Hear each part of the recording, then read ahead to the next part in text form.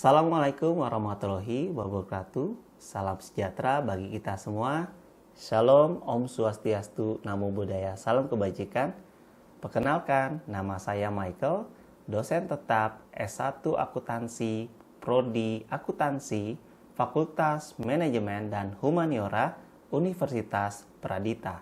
Video ini merupakan bagian dari pernyataan diri dalam unjuk kerja Tridharma Perguruan Tinggi untuk sertifikasi dosen, khususnya dalam aspek pengajaran. Pada kesempatan kali ini, saya akan menjelaskan secara singkat mengenai mata kuliah perpajakan bisnis yang saya ampuh.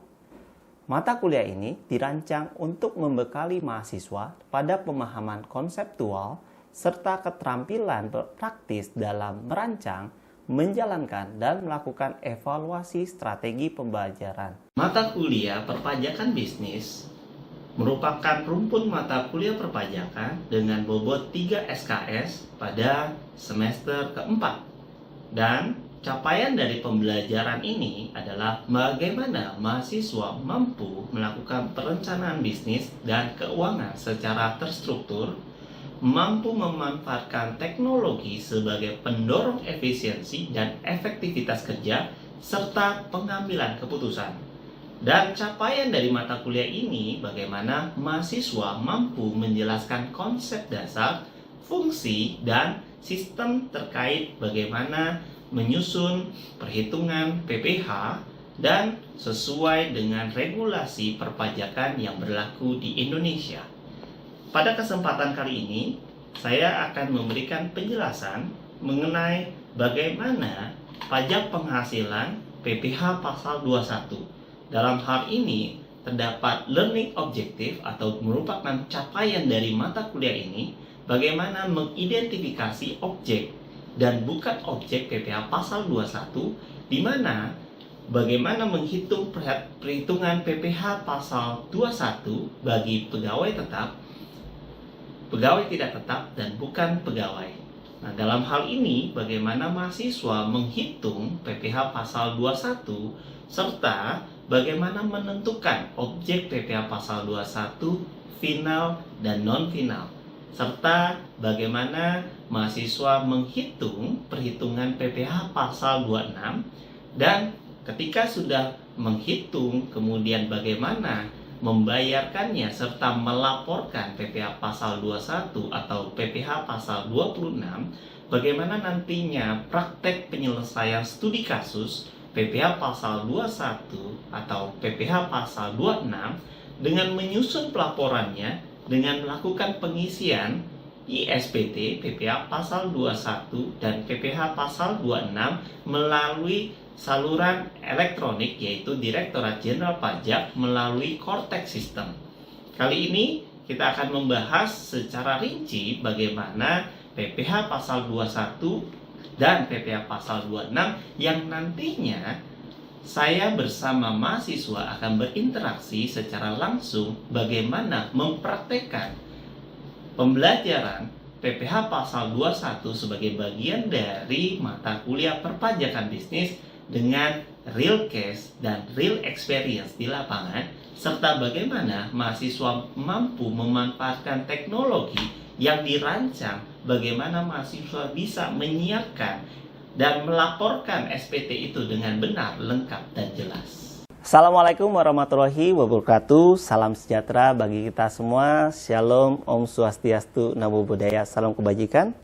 Puji syukur kepada Tuhan Yang Maha Esa, pada siang hari ini kita semua bisa hadir secara onsite di kampus Pradita ya. Pada siang hari ini kita akan belajar ya di pertemuan kedua ini ya, teman-teman, terkait dengan materi kita, yaitu materi perpajakan bisnis. Nah, di pertemuan sebelumnya kita sudah belajar terkait dengan pengantar tata cara perhitungan pajak penghasilan. Nah, di pertemuan kedua kali ini kita akan belajar kaitannya dengan pajak penghasilan PPh 21 dan 26. Bagaimana kabar teman-teman semua pada siang hari ini? Oke, puji Tuhan ya. Baik, hari ini kita akan belajar bersama teman-teman terkait dengan PPh pasal 21 dan 26. Pernahkah teman-teman mendengar kaitannya dengan pajak penghasilan 21 dan 26 ini? Pernah ya? Nah, kaitannya dengan apa nih? 21. Pekerjaan. Pekerjaan, selain itu mungkin? Gaji. Ah, apalagi? Yuk. Penghasilan, ya tentu penghasilan. Karena kan setiap tambahan kemampuan ekonomis nih. Nah, kali ini teman-teman kita belajar ya kaitannya dengan 21 dan 26 ini. Ingat definisi penghasilan. Penghasilan adalah setiap tambahan kemampuan ekonomis yang diterima oleh wajib pajak baik digunakan untuk konsumsi atau untuk menambah kekayaan. Baik yang diterima dari dalam maupun dari luar negeri dengan nama dan dalam bentuk apapun. Nah, kali ini kita belajar kaitannya dengan pasal 21 dan 26. Nantinya teman-teman akan melihat nih, apa sih yang kita sudah lewati ya dari pertemuan pertama. Nah, kali ini kita pertemuan kedua, kita bahas PPh 21 terkait dengan apa? Pemberi kerja. Nah, pemberi kerja ini nanti kaitannya dengan apa? Oh, si pemberi kerjanya subjek pajaknya siapa? Gitu ya.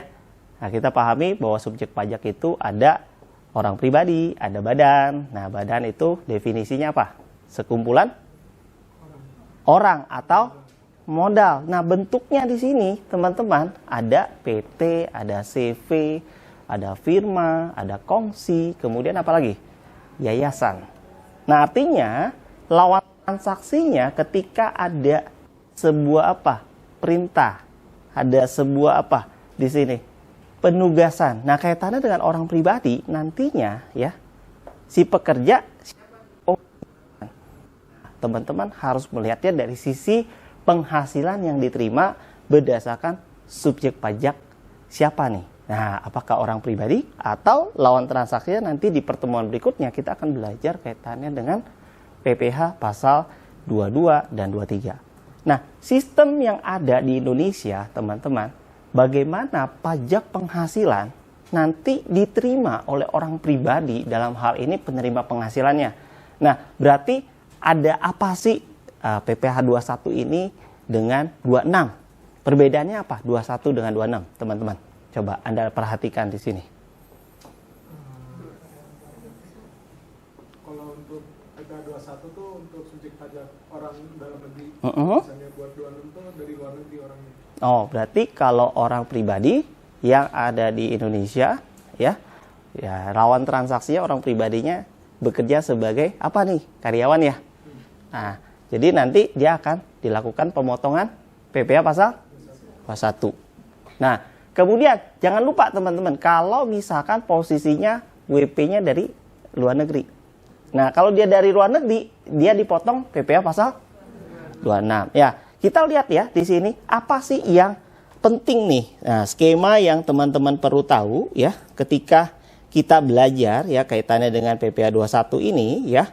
Nah, target kita apa nih, teman-teman? Ya, kita belajar pada siang hari ini mengidentifikasi objek dan bukan objek PPh 21 dan penentuan PTKP-nya. Yang kedua, kita akan belajar kaitannya dengan PPh 21 untuk pegawai tetap. Nah, yang kedua, sudah. Yang ketiga, nah, pegawai tidak tetap. Nah, ini adalah bagian dari mana ya? Ketika Anda belajar, Anda buat yang namanya mapping.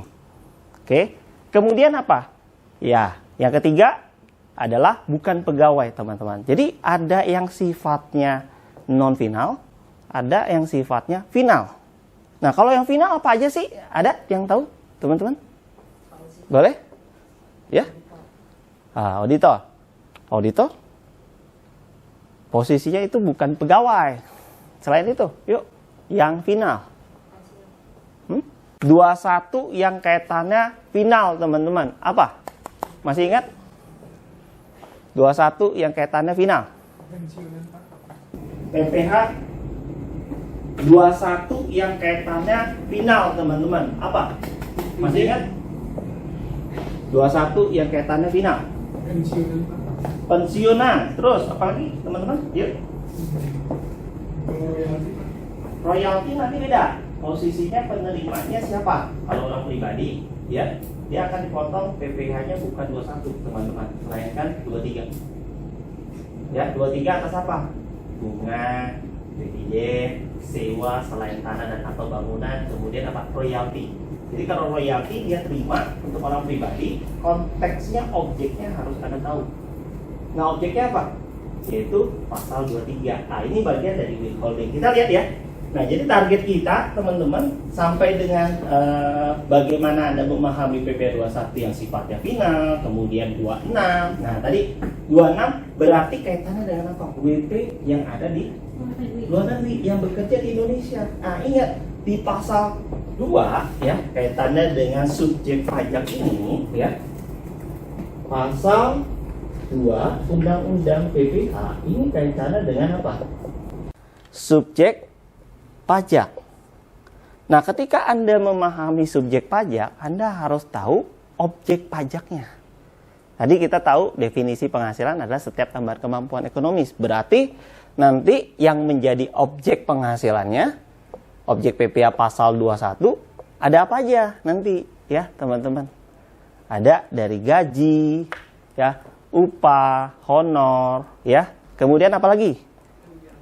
Tunjangan. Nah, berarti nanti Anda lihat penghasilannya apa aja.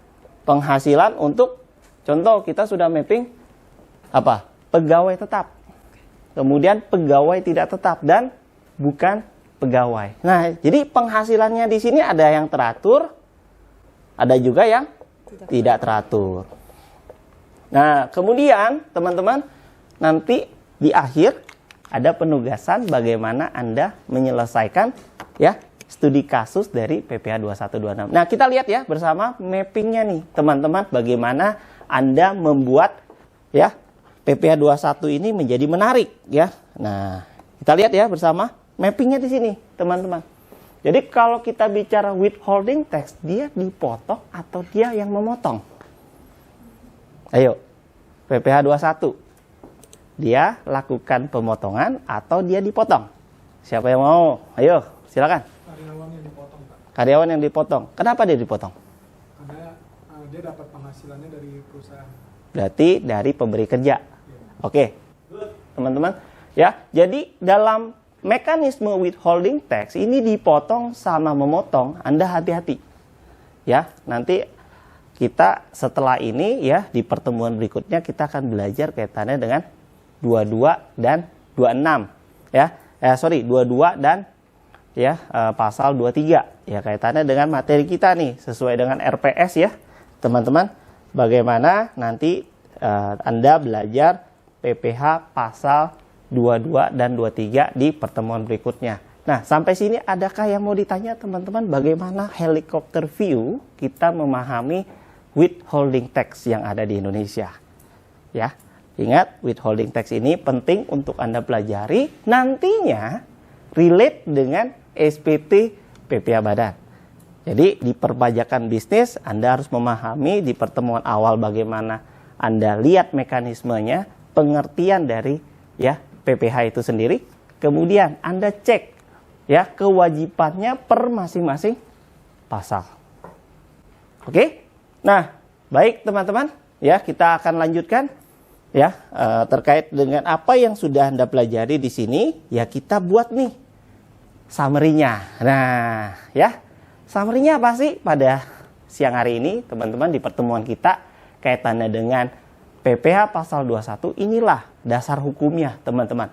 Skemanya menggunakan PMK 168 tahun 2023, Junto PP 58 tahun 2023, dan bagaimana Anda harus bisa membedakan. Oh, kalau dia kaitan dengan jasa dan ada materialnya, dasar hukumnya adalah di PMK 141 garing PMK 03 tahun 2015 ya.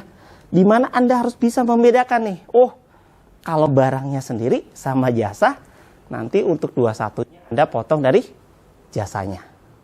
Namun pada prakteknya di lapangan, kalau ternyata data pendukungnya ini digabung jadi satu, berarti Anda harus potong dari keseluruhan. Jelas? Ya, Anda mapping pegawai tetap, pegawai tidak tetap, ya. Kemudian bukan pegawai dan yang di bawah sini, ya, saya berikan di pertemuan hari ini, ya, teman-teman, bagaimana adanya subjek pajak PPh 21 yang lainnya. Baik, teman-teman, apakah Ini pembelajarannya sudah jelas, teman-teman? Clear? Apakah ada yang mau ditanya, teman? Sore hari ini, ya, teman-teman, kita sudah belajar banyak hal nih, ya. Nanti teman-teman kerjakan, ya, case, ya, dimana nanti PPH 21 ini, ya, teman-teman lihat nih, ya, case-nya untuk 21 seperti apa, ya. Sebentar. Nah, ya. Nanti ini bagian dari penugasan Anda sebagai bentuk dari evaluasi pembelajaran kita pada siang hari ini hingga sore hari ini, ya teman-teman. Bagaimana Anda bisa mempraktekkan nih, ya, dan mengaplikasikan. Ingat, moto kita adalah real case, real experience, ya. Jadi bagaimana Anda bisa memahami PPH 21 kaitannya dengan pegawai, kaitannya dengan apa? Pekerjaan, jasa ataupun kegiatan, teman-teman. Oke? Anda kerjakan, ya, bersama tim Anda. Anda silakan bagi dengan kelompok. Satu kelompok nanti kurang lebih ada 3-4 orang. Nanti akan dibantu oleh ketua kelas. Baik? Ya? Apakah cukup jelas, teman-teman? Baik, ya. Jika cukup jelas, ya, kita akhiri, ya. Dari saya, ini tugas yang Anda harus lakukan, ya, dan semoga apa yang saya bagikan pada siang hari ini bermanfaat dan berguna untuk Anda. Sampai jumpa di pertemuan berikutnya. Terima kasih dan mohon maaf apabila ada kekurangan. Assalamualaikum warahmatullahi wabarakatuh. Saya berharap melalui cuplikan pembelajaran tersebut dapat memberikan gambaran yang nyata mengenai pendekatan yang saya terapkan dalam proses pembelajaran di dalam kelas, yang tidak hanya berorientasi pada pemahaman teori, tetapi juga pada pengembangan kompetensi praktis dan kesiapan mahasiswa menghadapi tantangan di marketplace. Terima kasih saya ucapkan kepada Kemendikti Saintek melalui Direktorat Jenderal Pendidikan Tinggi LLDikti 3 Wilayah Jakarta, serta seluruh tim sertifikasi dosen atas kesempatan dan dukungannya.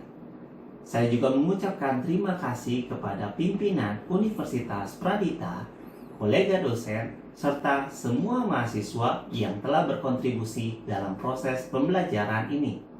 Demikian yang dapat saya sampaikan. Semoga bermanfaat dan menjadi bagian dari upaya peningkatan kualitas pendidikan tinggi di Indonesia. Wassalamualaikum warahmatullahi wabarakatuh. Salam sejahtera. Terima kasih.